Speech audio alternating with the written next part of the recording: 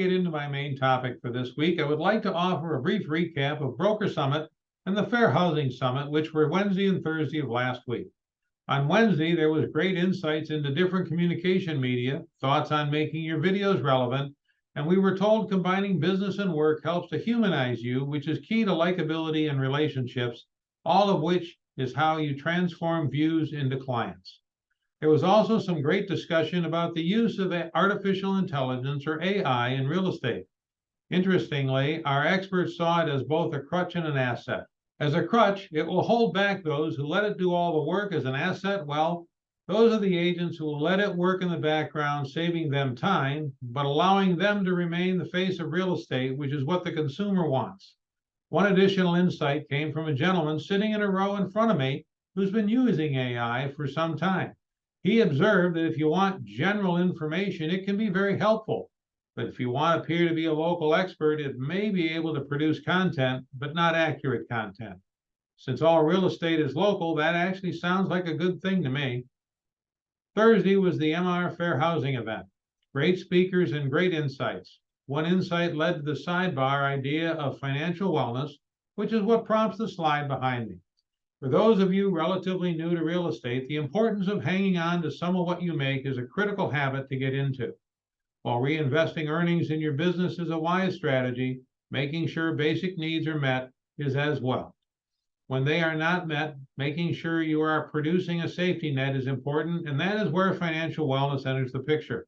I encourage you to take a look into the abundant resources NAR has available.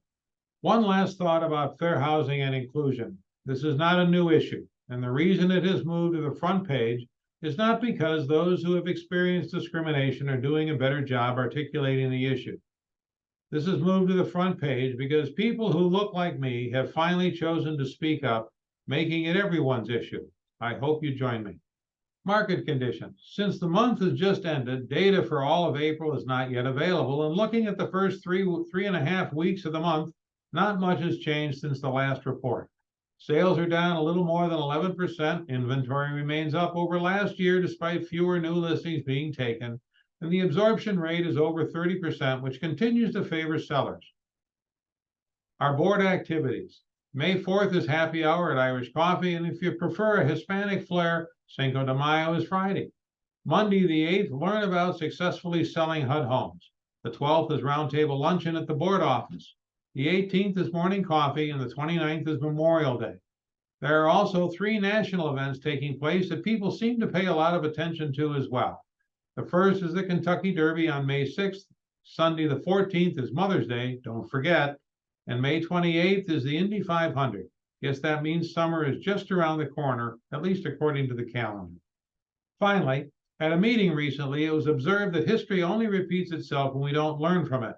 But if we don't teach history, how can we know what occurred, let alone learn from it? With that as a backdrop, a series called Stories in Real Estate is being recorded and from time to time will be released separately from this video. Hopefully, some will find it of value. For those who are curious and may not be aware, in addition to my interest in market data and Excel spreadsheets, I also have a graduate degree in history. The first in this series will be something called the 90-day rule, which in the space of 8 months, between October 2007 and May of 2008, came close to destroying real estate as an asset class. For those interested in learning from history instead of repeating it, I hope you enjoy it and stay tuned. With that, let's call it a day. Thank you for watching. Until next week, be productive, successful, and profitable. And as always, stay safe. Bye.